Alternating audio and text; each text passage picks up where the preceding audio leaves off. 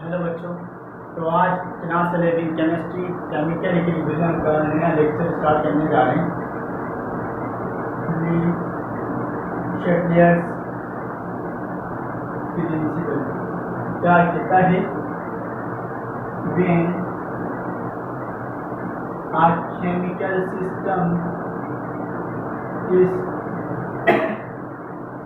stressed at equilibrium, the system works to restore equilibrium। बोला भाई कोई भी सिस्टम है, अगर वो अपने पास कोई भी केमिकल सिस्टम है और वो इक्विलिब्रियम पर है, कोई भी उस पर छिड़काव नहीं करोगे, कोई भी अगर उस पर छिड़काव नहीं करोगे, उस पर चेंजिंग करोगे तो उस डायरेक्शन में शिफ्ट हो जाएगा इक्विलिब्रियम के जो स्ट्रेस में डाला है उसको अंडू कर सके। अब देखो यहाँ पर जो स्ट्रेस का मतलब है ना वो है चेंज, ठीक है ना। चेंज का मतलब है कोई भी स्ट्रेस डालोगे वो अपने ऊपर आने वाला जो स्ट्रेस है उसको अंडू करेगा, तो कुछ ऐसी डायरेक्शन में शिफ्ट होगा कि जो स्ट्रेस उस पर है वो अंडू हो जाए। यही है शेक्सपियर्स प्रिंसिपल। देखो अगर अपन चेंजिंग की बात करें, चेंज की बात करें तो कौन कितने चेंज हम कर सकते हैं। तो देखो एक तो अपन कंसंट्रेशन की बात करें, कंसंट्रेशन चेंज कर सकते हैं। दूसरी बात करें तो प्रेशर चेंज कर सकते हैं, तीसरी में टेम्परेचर चेंज कर सकते हैं, और क्या चेंज कर सकते हैं, और अपन बोले तो कैटलिस्ट चेंज कर सकते हैं। चलो अब एक एक करके सारी बात बंद करेंगे। कंसंट्रेशन, माना भाई कोई भी रिएक्शन है, ए प्लस, माना ये रिएक्शन है ए प्लस बी, रिवर्सिबल रिएक्शन है। मानो अगर अपन रिएक्टेंट की कंसंट्रेशन बढ़ाएंगे, ये रिएक्टेंट, ये प्रोडक्ट, अगर रिएक्टेंट की कंसंट्रेशन बढ़ा दो तो इक्विलिब्रियम है ना वो तुम्हारा कहाँ शिफ्ट हो जाएगा? Forward direction.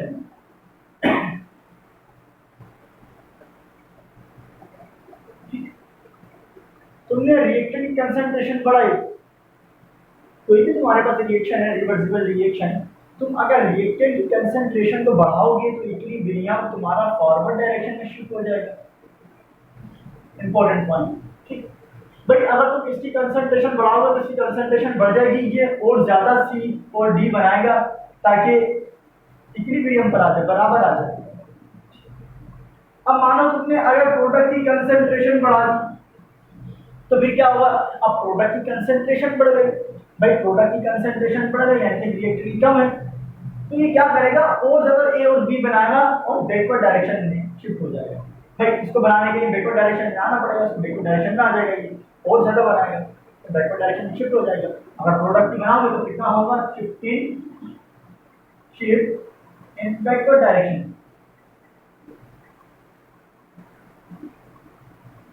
तो अगर रिएक्टेंट की कंसंट्रेशन बढ़ाएंगे तो क्या होगा? फॉरवर्ड डायरेक्शन में, और प्रोडक्ट की बढ़ाएंगे तो बैकवर्ड डायरेक्शन में। इसको कुछ टीचर ऐसे भी समझाते हैं भाई अगर रिएक्टेंट की कंसंट्रेशन को रिमूव कर लें, कम कर लें, तो भाई अगर ये कम कर लिया इसका मतलब है कि इसकी कंसंट्रेशन बढ़ गई। भाई ये कम होगा तो इसकी कंसंट्रेशन बढ़ गई ना, बात तो वही आ गई ना, इसकी कंसंट्रेशन बढ़ गई फॉरवर्ड में आएगा। अगर सवाल में ऐसे बोल दिया, पूछ लिया क्वेश्चन में कि भाई इसकी हमने कम कर दी, तो भैया इसकी कम कर दी यानी कि ये बढ़ गया, रिएक्टेंट की कंसंट्रेशन बढ़ गई, ये बढ़ गया यानी कि फॉरवर्ड डायरेक्शन में जाएगा। तो ऐसा भी समझ, कंफ्यूज नहीं होना, कंसेप्ट क्लियर करना, ठीक है। रिएक्टेंट की बढ़ाएंगे तो फॉरवर्ड में, प्रोडक्ट की बढ़ाएंगे तो बैकवर्ड में। प्रेशर की बात करें, प्रेशर, अच्छा देखो ये जो ना सिर्फ अपने पास गैसियस सिस्टम के लिए एप्लीकेबल है, ठीक है।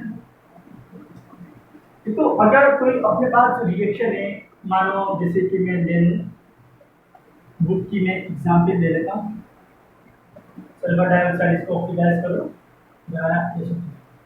अब देखो ये रिएक्शन में हो क्या था, देखो रिएक्टेंट से जो टोटल मोल है 2 और प्लस 3, 3 मोल इसके हैं टोटल, और ये प्रोडक्ट प्रोडक्ट जो बनाई क्या हुआ 2 मोल इसके।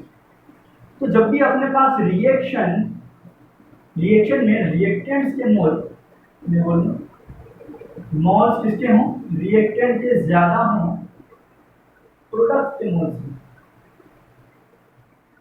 और प्रेशर बढ़ाएंगे, अगर ऐसी सिचुएशन में अपन प्रेशर बढ़ाएंगे, कोई ऐसा रिएक्शन जिसमें जो अपने पास जो रिएक्शन है वो अगर डिक्रीजिंग मोल के साथ हो रहा है, रिएक्टेंट के मोल ज़्यादा हो तो प्रोडक्ट माइनस के मोल कम हो, तो उसमें अगर प्रेशर बढ़ाओगे तो इक्विलिब्रियम में कहाँ शिफ्ट होगा, वो शिफ्ट होगा फॉरवर्ड डायरेक्शन में। इक्विलिब्रियम फॉरवर्ड डायरेक्शन में शिफ्ट हो जाएगा अगर डिक्रीजिंग मोल के साथ हो रहा है।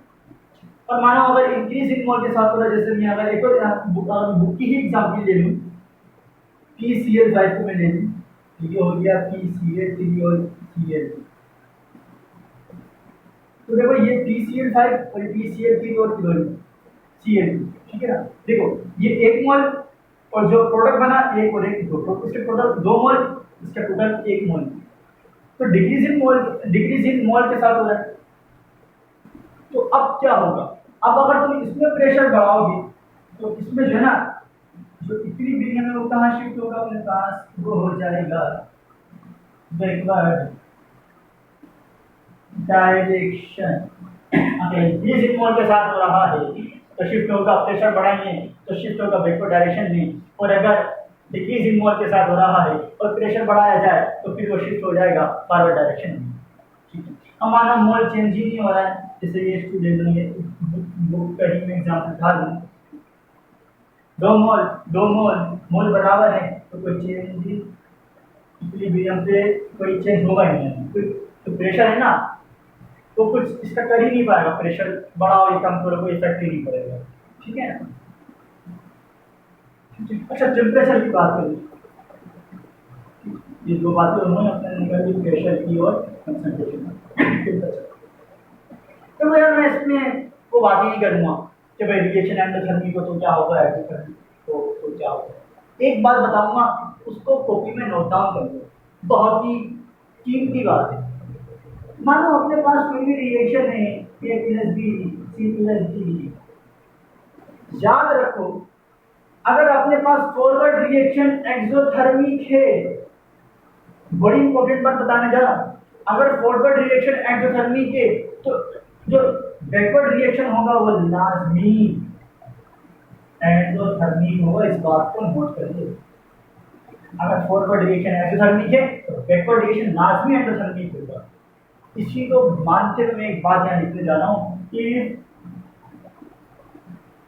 Temperature is increased endothermic reaction is stable।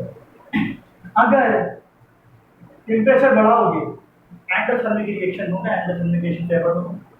अब मान लो तुमने भाई कोई भी रिएक्शन दिया, तुमने देख लिया तो भाई इसमें फॉरवर्ड रिएक्शन एक्सोथर्मिक है, तुमने बोला भाई टेम्परेचर बढ़ाया जा रहा है, तुमने बोला यार फॉरवर्ड रिएक्शन एक्सोथर्मिक है, यानी कि बैकवर्ड रिएक्शन एंडोथर्मिक को बोला इसमें। टेम्परेचर बढ़ाने की बात कर रहा है भाई, टेम्परेचर बढ़ाने की बात कर रहा है यानी कि एंडोथर्मिक रिएक्शन होगा, यानी कि बैकवर्ड रिएक्शन होगा। अगर तो फॉरवर्ड रिएक्शन एक्सोथर्मिक, तो मैं बात ही नहीं कर रहा, सिंपल ही बात, अगर फॉरवर्ड रिएक्शन की बात करूं, अगर फॉरवर्ड रिएक्शन एक्सोथर्मिक हो रहा है तो लाजमी बैकवर्ड रिएक्शन एंडोथर्मिक होगा। इस बात को भी ध्यान में लाओ। टेम्परेचर अगर बढ़ाने की कंडीशन की बात कर रहा है सवाल के अंदर, मैं टेम्परेचर बढ़ा है, तुमने देखा भाई ठीक है, अगर फॉरवर्ड रिएक्शन एक्सोथर्मिक है, बैकवर्ड रिएक्शन एंडोथर्मिक होगा, टेम्परेचर बढ़ा रहा है यानी कि एंडोथर्मिक होगा, एंडोथर्मिक होगा यानी कि बैकवर्ड रिएक्शन फेवर होगा। ठीक है, बड़ा आसान से बच्चे समझते हैं, वरना कोई टीचर्स को ऐसा बताता है अगर एंडोथर्मिक रिएक्शन हो रहा है उसमें हम टेम्परेचर को बढ़ाएं तो फिर ये होगा, एक्सोथर्मिक रिएक्शन है टेम्परेचर बढ़ाएं तो फिर ये होगा। हम ऐसे नहीं, ऐसे ये बच्चे इसको ऐसे अच्छे समझ लेते। अब अगर टेम्परेचर को मानो कम करें फिर क्या होगा, एक्सोथर्मिक रिएक्शन फेवर होगा। मानो कोई भी रिएक्शन तुमने दिया है फॉरवर्ड रिएक्शन एक्सोथर्मिक है, बोल रहा है कि भाई ये हमने टेम्परेचर कम कर रहे हैं, टेम्परेचर कम कर रहे हैं या टेम्परेचर कम करने से जो एक्सोथर्मिक रिएक्शन फेवर होता है। और जो आपने को सवाल में दिया हुआ ये तो फॉरवर्ड रिएक्शन एक्सोथर्मिक है, यानी कि फॉरवर्ड रिएक्शन फेवर होगा। तो ऐसे समझो, ठीक है। अगर टेम्परेचर को बढ़ाएंगे तो एंडोथर्मिक रिएक्शन फेवर, टेम्परेचर को कम करेंगे, टेम्परेचर कम करोगे तो एंडोथर्मिक एक्सोथर्मिक रिएक्शन फेवर होगा। इस बात को कॉपी कर लो, ठीक है। मैं कैटलिस्ट की बात कर लेता हूँ, यहीं पर ही कैटलिस्ट। तो देखो कैटलिस्ट की अगर मैं बात करूँ ना, कैटलिस्ट देखो ना, कैटलिस्ट का जो काम है ना, इसका काम इक्विलिब्रियम के डायरेक्शन पे कोई लेना देना है ही नहीं, ये सिर्फ और सिर्फ रिएक्शन की स्पीड बढ़ाता है, ठीक है ना। अब अगर तुम कैटलिस्ट डालोगे तो वो क्या होगा, इक्विलिब्रियम जल्दी लेकर आ जाएगा, बस यही काम है कैटलिस्ट। इसका इक्विलिब्रियम की डायरेक्शन से कोई लेना देना नहीं है,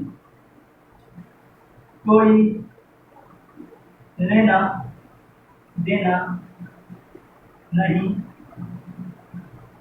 इक्विलिब्रियम डायरेक्शन, कोई लेना देना ही नहीं है, इस बात को लिख लो। कैटलिस्ट का कोई काम ही नहीं है इक्विलिब्रियम के डायरेक्शन से लेना देना, ठीक। तो दोबारा बोलने कंसंट्रेशन की रिएक्टेंट की बढ़ा दो तो फॉरवर्ड डायरेक्शन में, प्रोडक्ट की बढ़ा दो तो बैकवर्ड डायरेक्शन में। देखो ऐसे भी बोलता है कि भाई रिएक्टेंट कंसंट्रेशन को रिमूव कर लिया, कम कर लिया, सेंस लाओ भाई, अगर ये कम होगा तो ये बढ़ेगा, ये बढ़ेगा तो फिर बैकवर्ड डायरेक्शन, अगर इसको कम कर लोगे तो फिर ये बढ़ेगा, ये बढ़ेगा तो फिर फॉरवर्ड डायरेक्शन। प्रेशर की बात करें, अगर डिक्रीजिंग मोल के साथ हो रहा है तो प्रेशर बढ़ाने से इक्विलिब्रियम फॉरवर्ड डायरेक्शन में जाएगा, या रिएक्टेंट के मोल ज़्यादा है प्रोडक्ट के कम है तो फॉरवर्ड डायरेक्शन में, रिएक्टेंट के कम है प्रोडक्ट के ज़्यादा है तो बैकवर्ड डायरेक्शन में, तो बराबर है तो फिर कोई चेंज ही नहीं होगा प्रेशर की छेड़छाड़ करने से। टेम्परेचर में टेम्परेचर बढ़ा तो एंडोथर्मिक रिएक्शन फेवर होता है, टेम्परेचर कम करें तो एक्सोथर्मिक रिएक्शन फेवर होता है। तो ये हमारा लेक्चर था इनिशियल गैस प्रिंसिपल पर। नेक्स्ट लेक्चर हम इसकी एप्लीकेशन पर करेंगे। पढ़ा कीजिए।